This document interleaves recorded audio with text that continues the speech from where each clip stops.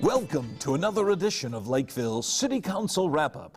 During this program, we will highlight the agenda items presented to the Lakeville City Council at their March 4th, 2013 meeting. First highlighted item on the agenda is item number 5B, Fire Department 2012 Annual Report. And to give the information regarding this agenda item is Fire Chief Mike Meyer. Good evening, Mayor, Council members. I'd like to present the Lakeville Fire Department 2012 Annual Report. And I'll start with our mission statement. The Lakeville Fire Department is dedicated to serving the community through the protection of lives and property by providing public safety education and a professional emergency response. We'll start with fire inspections that were completed in 2012. We had 400 commercial inspections completed and 14 commercial and home daycare inspections. Fire preventions. In 2012, we had 48 station tours and school visits. And that does not count the next line, which is Fire Prevention Month, which ran from September 24th to October 26th, which we had an additional 50 presentations at schools or daycares where we had 12 firefighters help with those along with our staff. We had 2 mock crashes that we completed in 2012, and this is a change from normal. The first one, May 15th, was at Lakeville North, and the second one was October 3rd at Lakeville South. And that was at the request of Lakeville South's MAD and SAD programs. This is a great time for the firefighters. They always enjoy being part of this message that we send to the students. In spring of 2012, we had a request for a Make-A-Wish from the Make-A-Wish Foundation for Allison Shaw, who requested a station tour. After a lot of conversations between her family and Make-A-Wish Foundation, we came up with Memorial Day as the date to make that wish come true. And we took it a step further, where we sent Engine 3 Ladder 1 to her house, presented her with a duty shirt, a firefighter badge, made her an honorary firefighter, transported them back to Station 3 where they were given a tour, showing the tasks of what a firefighter does. We also had the police join in with that. Officer Nick Stevens and Sergeant Andy Bullen were there.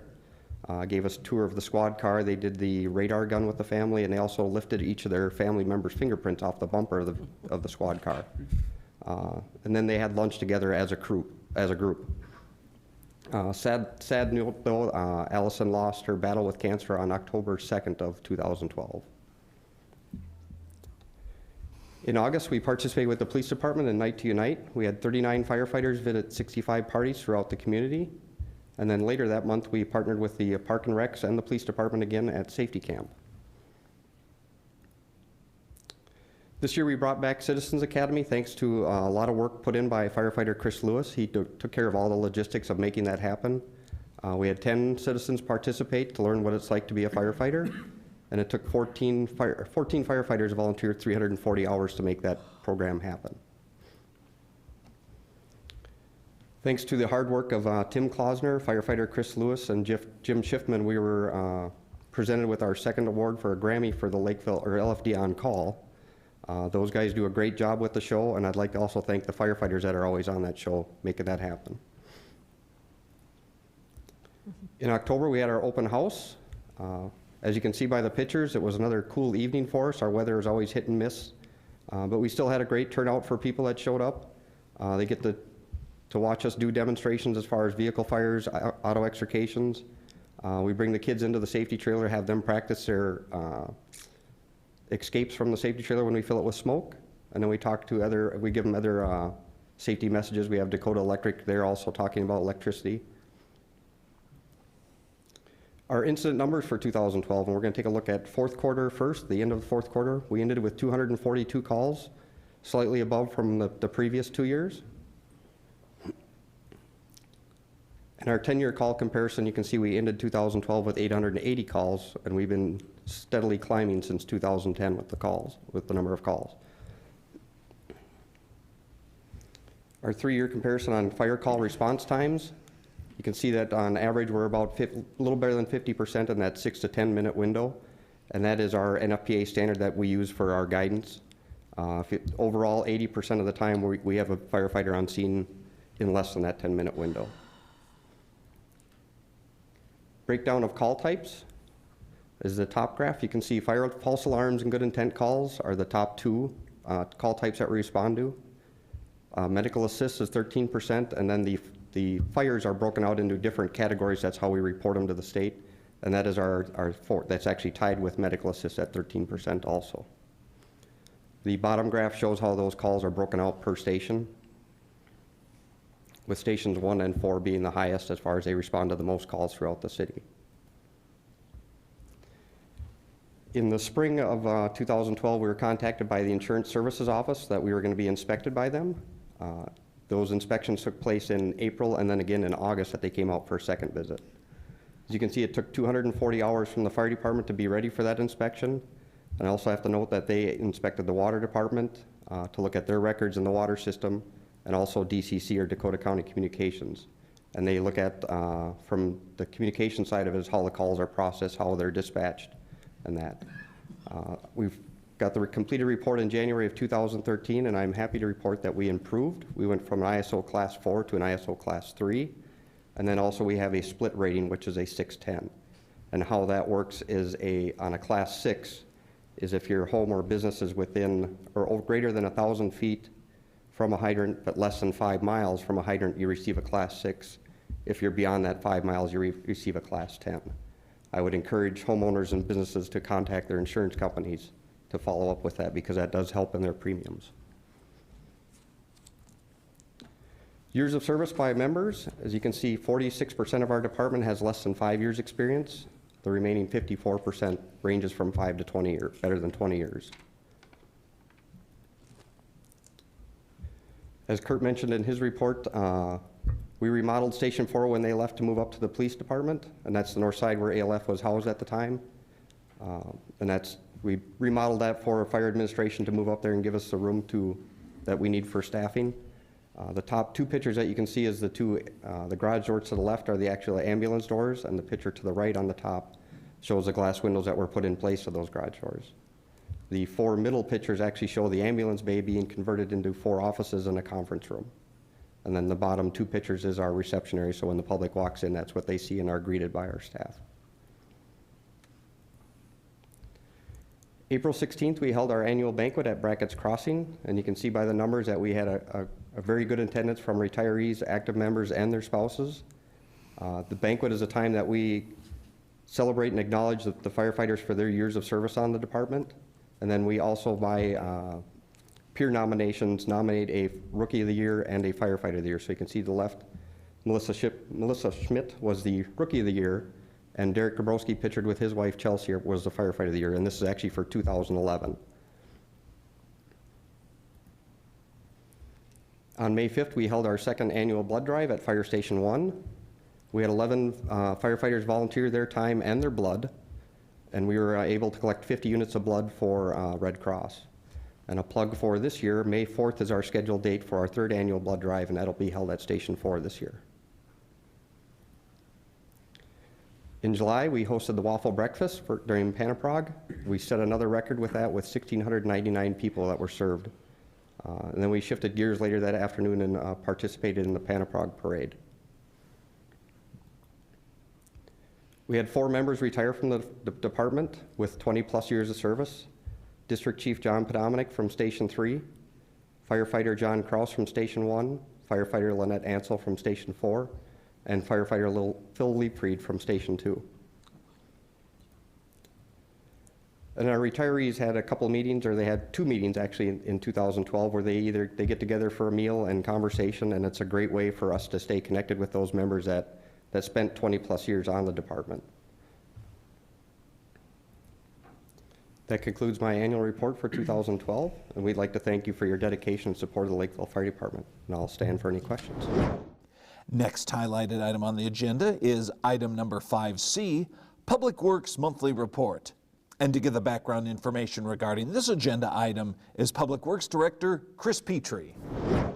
Well, Mr. Mayor, members of the council, it's my pleasure to be here with you this evening presenting the Public Works Department's monthly report for February 2013. Now, salt and treated salt, as you've seen today if you've been out driving around, are the #1 de-icers that many agencies use throughout the state. Formerly, you all can remember, we used to use sand and salt mixtures that would clear the roads and provide some additional traction. But the switch over to salt as a de-icer has really focused on getting to the asphalt as fast as possible and to provide motorists with a much safer driving surface. This in turn, though, has prompted concerns over increased chloride levels in our local watersheds. A focus area is salt handling and salt storage, since concentrations of salt, of course, are much higher around a storage area, and there is a potential for salt spills when the trucks are loaded. This presents more of a problem during years with mild winters as well, because storage facilities may contain a significant amount of salt when the spring rains arrive.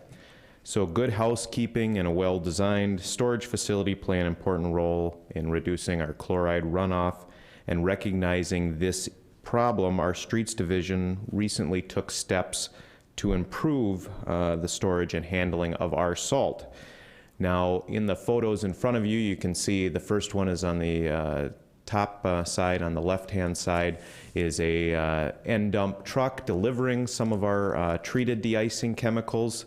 You can see in the lower picture our Streets Division staff with one of our front-end loaders working to stack some of the salt. But the main thing I wanted to highlight is the picture on the right-hand side of the screen, and that is a salt stacker that we borrowed from Dakota County. It's a material stacker, and it allows us to better place the salt and take advantage of our space in our salt storage facility. And what it does is it pushes the salt back further into the facility and allows our trucks, to load inside the facility so that we can minimize spills and the spreading of salt, and also allows us to clean up spills before they become a problem and get outside of that facility. Now on the road, and not pictured in these slides, each truck that we have, the spreader is calibrated every year to use just the right amount of salt based on road conditions, temperature, and the vehicle speed. This limits the amount of salt used, of course, and reduces the potential impacts to our watershed as well. Now, two pieces of equipment are important in the process of maintaining our sanitary sewer system. One is our sewer camera, which isn't pictured, and the other is our Vector truck, which also isn't pictured. But the Utilities Division sends the camera through our sewer mains to locate and record problem areas and to see what needs to be cleaned. Our Vector then follows up, cleans the sewer with high-pressure water, and removes any obstructions. Periodically, our camera might find a crack or a small break in the pipe, and all of you know we line pipes and do other maintenance tasks when those things are found. However, recently we were surprised to find a section of pipe with a hole through it that was caused by the placement of a gas line. And you can see in some of the photos above, the yellow lines that you see are the gas line or the service line. And the hole was caused, and the hole in the pipe, as you can see in the lower right-hand slide, the section of pipe that's cut out and laying in the water, the sewage, is the section of pipe that was bored through, and this was caused by directional horizontal boring, a common technique that's used with utility infrastructure construction versus open trenching. Now, as you all know, a gas line, and we've seen this in the media, luckily it's never occurred in Lakeville, and I'm sure the fire chief would attest to it, but a gas line within a sewer line is extremely dangerous, especially if that gas line should leak and fill the sewer system with natural gas. So our staff notified CenterPoint Energy immediately upon finding this. CenterPoint Energy responded very quickly by moving their gas line. They contracted for the repair of the broken sewer line, and of course they'll pay for patching the roadway that it was in. While our Utilities Division was there, we also monitored the repair of our sewer main to make sure that it was done in accordance with our city specifications. And we also utilized that Vector truck I've referred to help remove the liquids out of the hole so that the contractor could make the necessary repairs. Now, boulevards are typically used to store snow in the winter, and it seems important that we talk about snow storage today and what we have coming tomorrow. And as snow accumulates on the boulevard area, it's benched back to make room for the next snowfall. And you can see the benching action occurring in the upper left-hand photo in the slides in front of you. Sometimes the process of benching the boulevard dumps the snow onto the adjacent trail, and then that lower right-hand photo you can see our need to come and clean the trail after that activity. This winter, though, as you all may recall, we had some rain events followed by some accumulating snow that created ice ridges on our boulevards and required a little extra force for us to remove as well as clean the trails. So our streets division recently was out and had crews out to remove these ice ridges in the boulevards and clear the trails in preparation of our next snow event. By doing this, it'll make it easier for events like today and tomorrow for our plows to move the snow to the boulevards and for staff to clear the adjacent trails. And that concludes the Public Works monthly report for February 2013. I'd be happy to answer any questions. Next highlighted item on the agenda is item number 7, ordinance amending Title 11 of the Lakeville City Code. And to provide the background information regarding this agenda item is City Planner Darrell Morey. This is actually a relatively unique situation in that Councilmember Davis was at the Planning Commission meeting in February where this was moved forward to the City Council. Now he gets to vote on it on the City Council, so covering both sides of that. This ordinance amendment has two main parts, and it is the result of work sessions that were held by the Planning Commission this past January and previous December.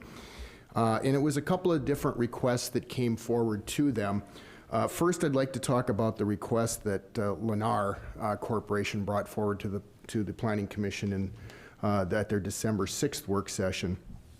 And they have a product, it's called a Next Gen Home, and basically it's a multi-generation housing product type that allows for, I'm going to put the floor plan on the screen, if we could go to the overhead, please, that allows for members of the household to live within the single-family home, but yet separate. It's called an accessory living space, and that accessory living space is highlighted in blue on the overhead. And this accessory living space, which is mainly geared toward maybe an elderly parent or parents, or your college student that may be coming back home after college and editorial comments aside, living back at home with the folks, a separate living space. They're within the main structure, but their living space is separate. And let me explain that just a little bit. Again, the area in blue is this accessory living space. It has its own attached garage space, one stall garage. The entry is separate at the front of the house. The entry to the main home is here on the porch. The entry to this accessory living space is separate. It has its own living area. It has its own bedroom, a kitchenette, bathroom, laundry facilities. And then there is a entrance internally within the structure that would connect between the main unit and this accessory living space. So again, it is designed for a family member to live with the main family, but yet they have their own separate space within this dwelling.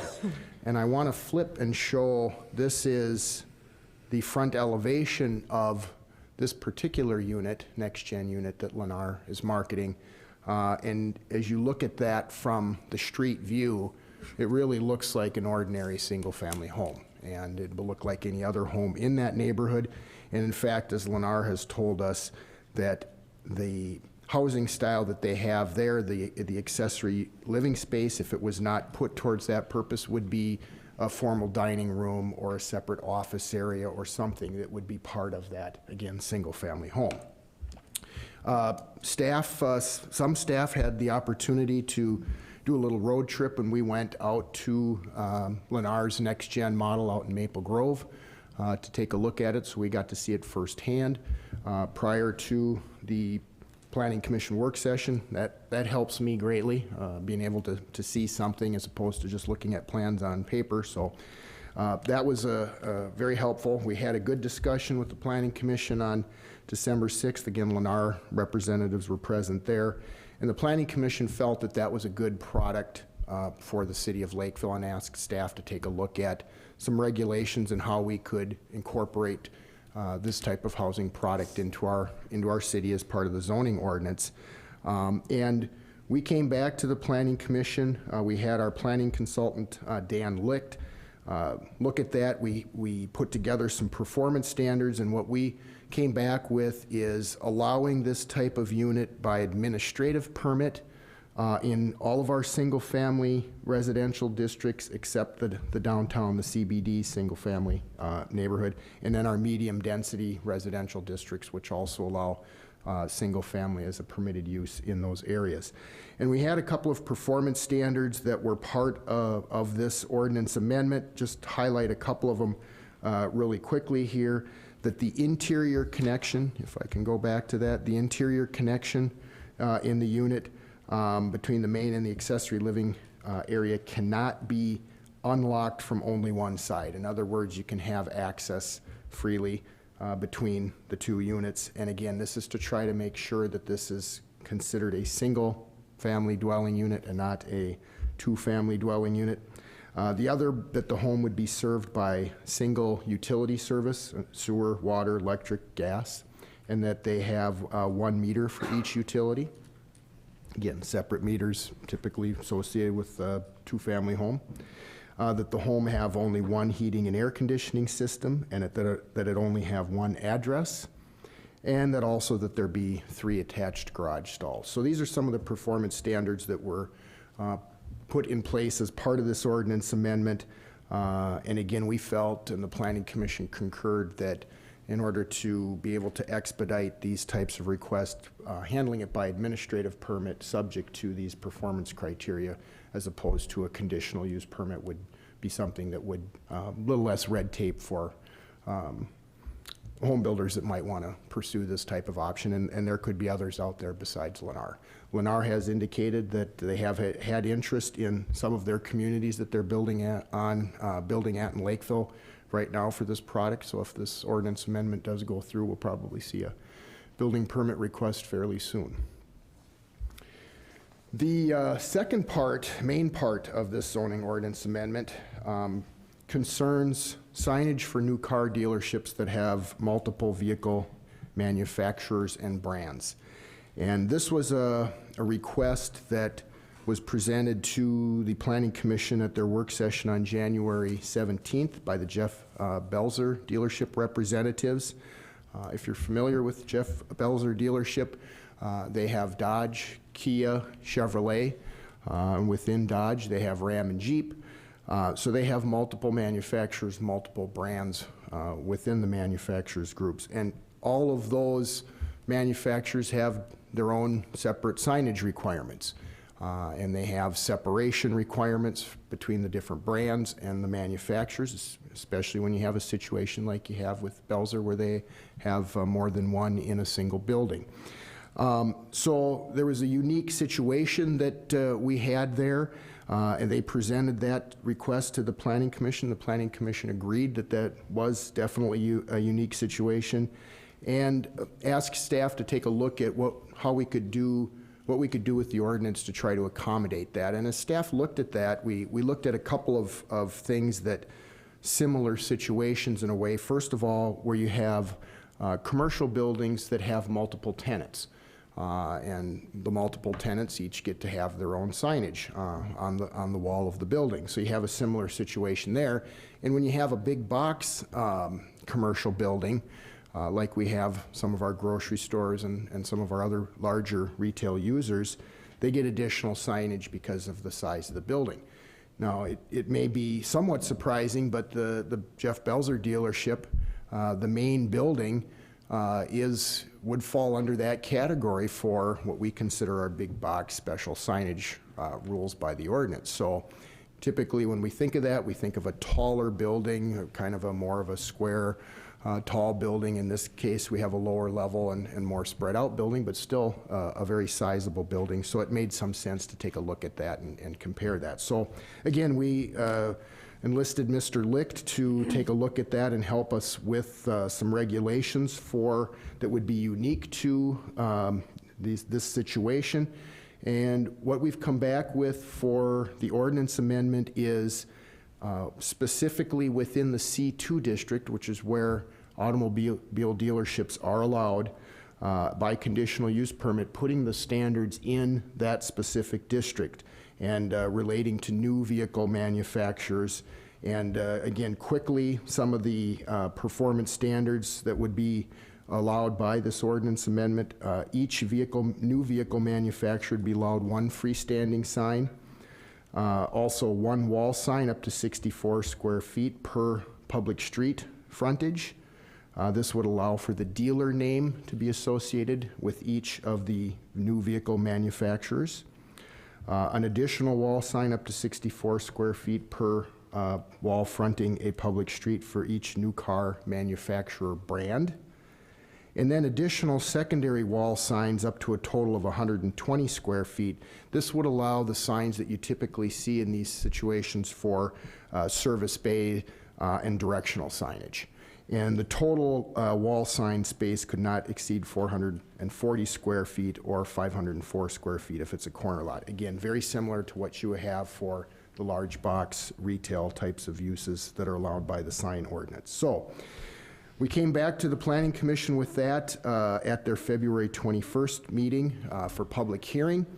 There was no public comment at that meeting, and the Planning Commission supported and unanimously recommended approval of the ordinance amendment that was presented to them. They did make a slight clarification to the wording on one of the performance standards for the multi-generation housing. And then finally, before I conclude, I'd like to point out that there was also included in this amendment before you this evening a correction to the zoning ordinance amendment that was approved by the City Council on December 3rd concerning dynamic display signs. It was brought to our attention by the city's codifier, who's putting that amendment into our ordinance, that we had failed to allow exception in the sign ordinance. The wording currently prohibits dynamic signs, display signs. We added the language allowing them for certain commercial uses, but forgot to put an exception on that particular language. It was inadvertent. Certainly, the correction that we have in here is with the spirit and intent of the ordinance that was approved on December 3rd, so we have included this with this amendment as well. So, in conclusion, staff is supporting and recommending approval of the zoning ordinance amendment as presented, and I can stand for questions. Item number 7 was approved by the Lakeville City Council. Next highlighted item on the agenda is item number 8, purchase agreement with the Dakota County Community Development Agency. And to give the background information regarding this agenda item is Community and Economic Development Director Dave Olson. As council's aware, and we had a discussion in, I believe it was November at a work session, regards to the Community Development Block Grant Program, but for several years now the council has been approving allocation of Community Development Block Grant funds for an activity it's referred to as spot acquisition and clearance. The purpose of this activity is, and we've talked about it, and we had a similar situation come up last year in the downtown area, although it wasn't used this program to acquire it, but basically allow the city to strategically acquire individual properties that have become determined for various reasons to be blighted. And currently it covers portions or partial allocations of a number of years of community development allocations, but Councilmember Davis and Councilmember Anderson's benefit, we receive an annual appropriation from the county in the neighborhood of about $110,000 a year from the county, which in turn receives the funding from HUD on an annual basis. So we're always kind of keeping an eye out for opportunities that we could potentially use these funds, and when a property becomes available. And property in question, which is located at 19986 Kenwood Trail, was foreclosed on in 2012 and listed for sale by the Federal Home Loan Mortgage Corporation, also known as Freddie Mac, in late 2012. And the original list price was $169,000. Just for point of reference, it's the corner property right here. This is Kenwood Trail, also known as County Road 50, Ipava Avenue, and Ames Ice Arena. So it's a fairly visible property right on the intersection of Ipava and Kenwood Trail. We've been working with the CDA on this, just as we did last year on the property acquisition downtown. They are able to work a little bit more swiftly when it comes to attempting to at least get properties under contract. They have authorization for their board to go and acquire properties without prior board actions, and so it gives them the opportunity to move a little bit more quickly on some of these. And they, in consultation with us, ordered an appraisal of the property in January. Appraisal came in at $120,000, and that, in our discussions, was the basis for their initial offer on the property. Freddie Mac did not accept that offer, and initially did not even counter that initial offer because it was considerably less than the list price that they had established. The property, Freddie Mac had it listed with a local broker based out of Burnsville. Back and forth and subsequent discussions resulted in a agreed upon acquisition price of $132,000, and the magic of that number basically is the CDA has a policy in their property acquisition activities, and they do a lot of these. A few years ago there was stimulus money that they obtained federal dollars in addition to block grant dollars, and they purchased well over a dozen foreclosed homes in the last 3 or 4 years throughout the county. But 132 represents 10% above the appraised value, which is their policy in terms of negotiations on property acquisitions, and anything above a 10% of their appraised value has to be substantiated with another appraisal, somebody else. And we offered to the property owner, if they so wish, to have their own appraisal done, and they chose to instead agree to the $132,000 figure. And subsequent to that, the CDA has entered into a signed purchase agreement with Freddie Mac, and that was included as an addendum to the resolution that you sent. And I will qualify, and had a conversation with Councilmember LeBeau. In addition to the 8-page purchase agreement, there were 19 pages of addendums. In the interest of not blowing up your iPads, I didn't send it all out in a council packet, and I have since provided it to Councilmember LeBeau. Had a couple specific questions on it, and then there were a couple provisions in the standard purchase agreement that was used that I think were addressed in some of the addendums, the well disclosure and some of those typical things. Freddie Mac is not one of the more flexible agencies when it comes to negotiation in terms of property acquisition, and the forms and the requirements that they have. And so, and the CDA has acquired other properties, and they've dealt with Freddie Mac and others, but in fact, I think it was a Freddie Mac property that we purchased downtown last year on Holyoke and 210th as well, and the CDA did that transaction as well. So what we have before the council tonight is a resolution. Since they've entered into the purchase agreement, the CDA has requested that an additional addendum be approved that would allow for the assignment of this purchase agreement from the CDA to the city. And the reason for that, it would just result in one closing taking place as opposed to the other alternative, which is also provided for and contemplated in the resolution in your packet. If they're unable to do that, and at least initially Freddie Mac wasn't too inclined to want to do that, the broker and the title company that's been retained to assist on this transaction, who's done a lot of Freddie Mac sales, are working together to try and get that assignment approved. But the resolution that's been drafted by the City Attorney's Office gives council the authorization to either accept assignment, or in turn, if the CDA goes ahead and closes on their original purchase agreement, that we in turn have a closing with the CDA and they convey their interest back to the city. The purpose, and I guess I should talk about that a little bit more. We've kind of gone through the mechanics. The property in question, it was identified for a number of different reasons. This is standing at the front door of that property, and the latest count on Kenwood Trail right in front of this house is over 13,000 cars a day. The driveway is right at almost a signalized intersection, and the what used to be the attached garage on the front side of the property on Kenwood has since been I'm not quite sure why, closed off, and it's a rather unique space on the inside, but there's a small accessory garage off of Ipava, but this is where they used to be the garage off of Kenwood, so it's not an ideal situation in terms of the safety associated with trying to, there's still a driveway up to this area of the house, there's just no garage that leads to anymore. The house was built in 1956. It's still got some of the original combination windows that aren't necessarily all that energy efficient anymore. This is the inside of that garage space that has been closed off, and those happen to be dead mice on the floor that were left behind for some reason. I'm not quite sure why. This is the inside of the detached garage that you access off of Ipava. It appears as though that garage might have been moved in there years ago. It's only set about 10 or 15 feet back off the trail along Ipava, so you can't park in front of that garage without blocking the trail. This is, I'm not even sure which is up here on this one.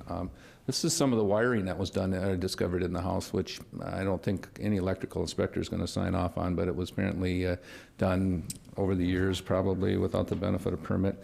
And then finally, in the basement, there's extensive water damage down there. You can see removed a lot of the this takes place throughout quite a bit of portion of the basement, so there's water damage down there. So the combination, we have to make and certify under the block grant programs that this house, for a number of different reasons, rises to the level of a blighted condition. Gene Abbott was participated with us in the initial inspection we've had of the property, and the combination of the condition of the dwelling and its location, we're very comfortable that it's, constitutes a blighted situation. What we would do, and we'll also use block grant funds if the CDA is able to close on the acquisition, is to remove the structures from the property. The combination of and then just the property would just be held for the time being. The idea being at some point the area behind there will develop, hopefully. In fact, we saw 3 or 4 years ago a development proposal that never proceeded, but these properties kind of caused a bit of a problem for the development of those problems. And then also, if there's a need for, and likely will be, some additional right-of-way along Kenwood Trail for any improvements there, having this property under city ownership would be a benefit. So the action before you is to approve the resolution authorizing the purchase of the property at 19986 Kenwood, and I'll stand for any questions. Item number 8 was approved by the Lakeville City Council. Well, those were the highlighted items presented to the council at their March 4th, 2013 meeting. If you have any questions or comments regarding these agenda items, please feel free to call City Hall. The number is 952-985-4400. Thanks for watching this edition of Lakeville City Council Wrap-Up.